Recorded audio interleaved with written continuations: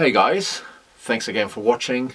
Today we're getting down to business and I'm gonna show you my mastering chain. I feel like I have to say again, I'm showing you this because a friend of mine has asked me to do a bunch of videos, and I am not a real mastering engineer. I don't have the gear, I don't have the experience. I'm showing you this because this is what I do when I don't have time or I cannot afford a mastering engineer. And this is all for us to have a conversation about sound and see hopefully some cool stuff happening. Remember, always work with people that give you real value for your money. Trust the experts, or if you want to trust somebody else, make sure they are the right person for the job. I'm gonna walk you through all my chains, and I am going to tell you my mindset when I do that.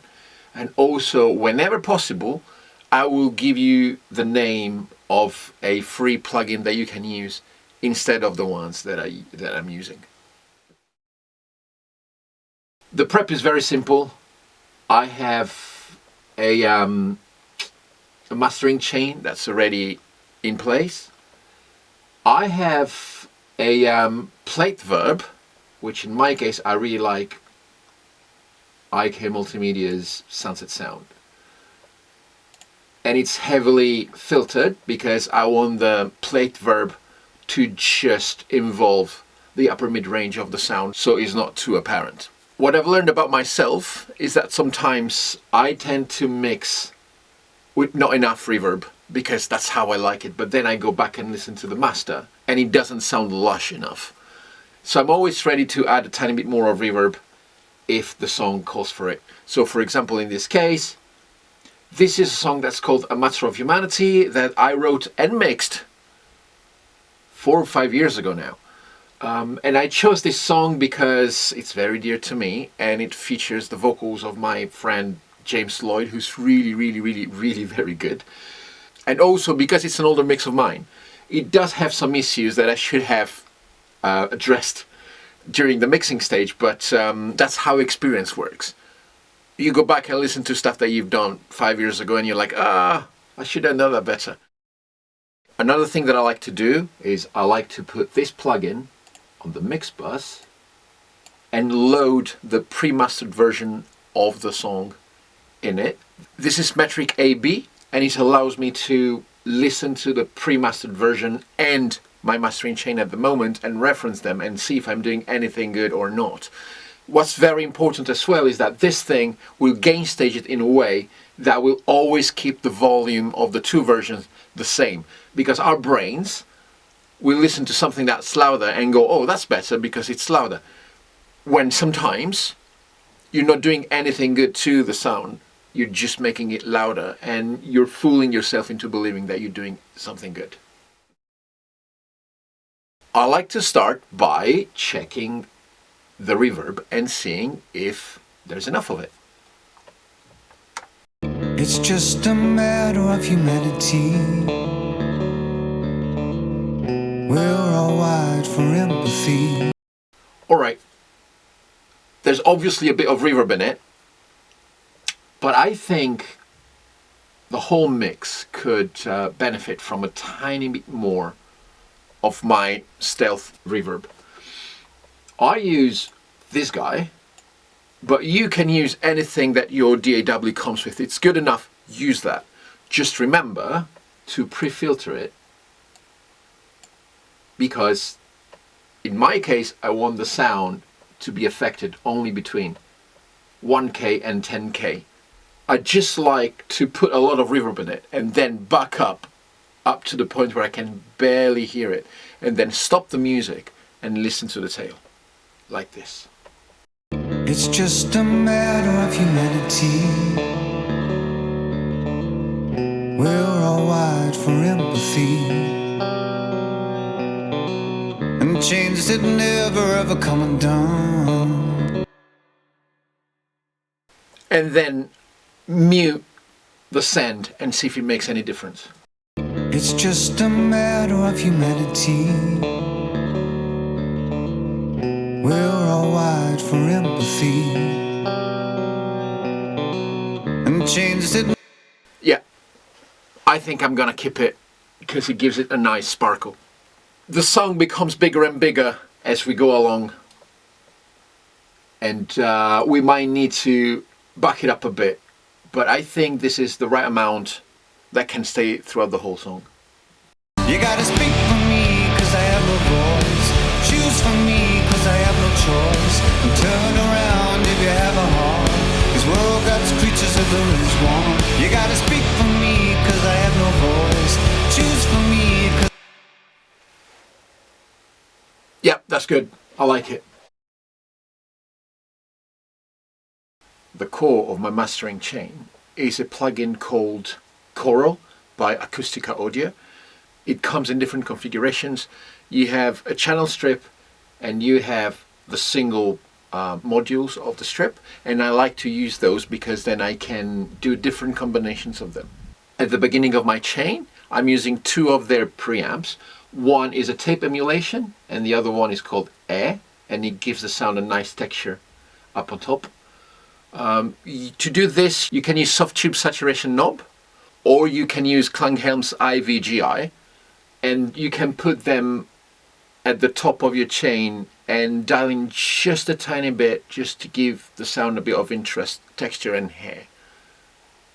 So now I am going to activate these two plugins and then listen to the pre-mastered version and then what we're doing. Guess it's hard to see the irony. You hurt the weak cause it comes easily. But blood is warm and doesn't know no greed. I'll throw you a bone when we both be free. You say I'm a little light. You see, it's a little bit beefier, it's a little bit more interesting. It's worth mentioning now what my mindset is when I'm doing these kind of jobs. My mindset is, how can I make this better by doing as little as possible?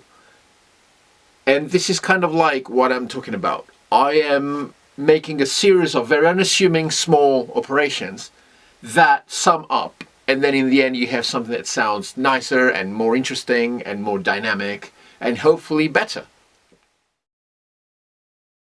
Second part of the chain is this beautiful mastering EQ. And the way I handle it is I set it up in MS so that the left part of it is the mid and the right part of it is the sides, and I can work on them separately. But at the beginning of the EQing operation, I will put it in link so that the two sides will work together, and I will give a rough shape to the sound of the mix. Why do I use this EQ instead of another one? For example, a Pro Q3 or one of the EQs that come with your DAW, or the usual names. When you work at this stage of production, all of the big choices have been made. This EQ has very gentle slopes, and as you can see, I will work in fractions of dB. I will work with very small numbers. My mindset is that if I have to correct more than 3 dB, then something's wrong with the mix and I need to be more intrusive, I need to be less surgical.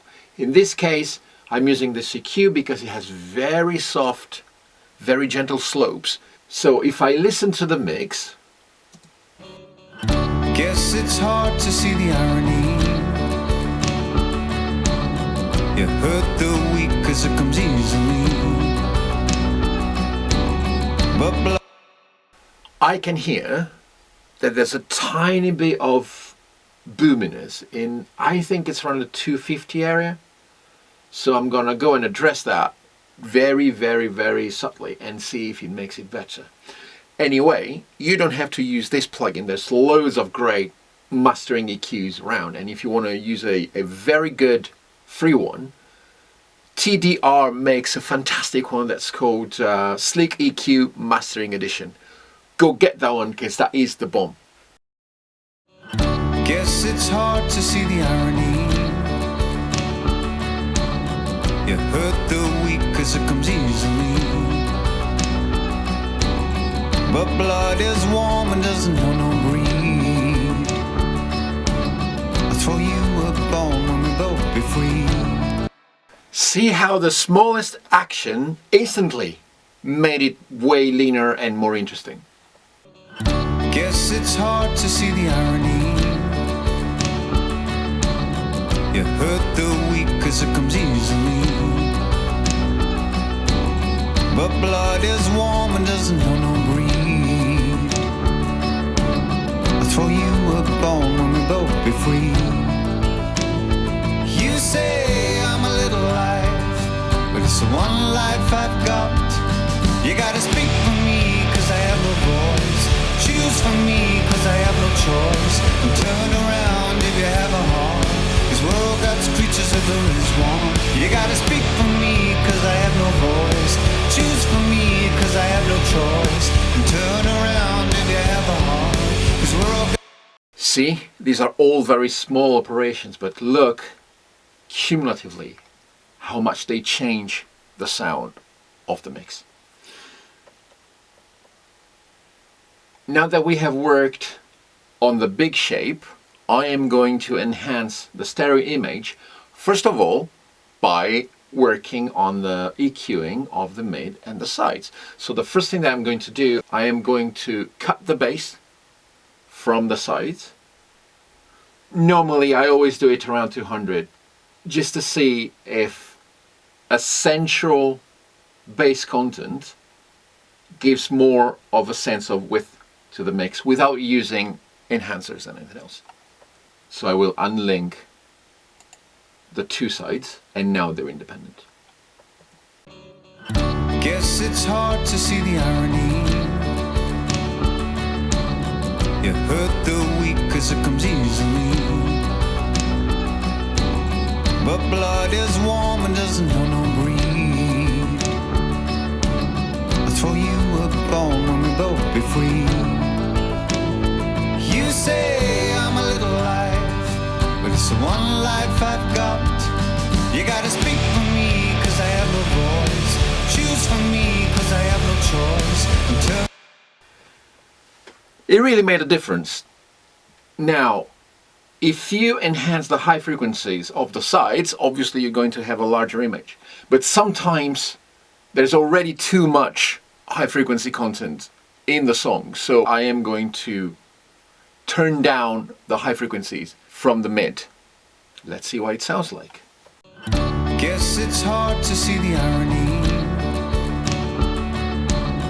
You hurt the weak 'cause it comes easily. But blood is warm and doesn't know no greed. I'll throw you a bone when we both be free. You say I'm a little life. Yeah, I like it. It's probably too much, but let's keep going.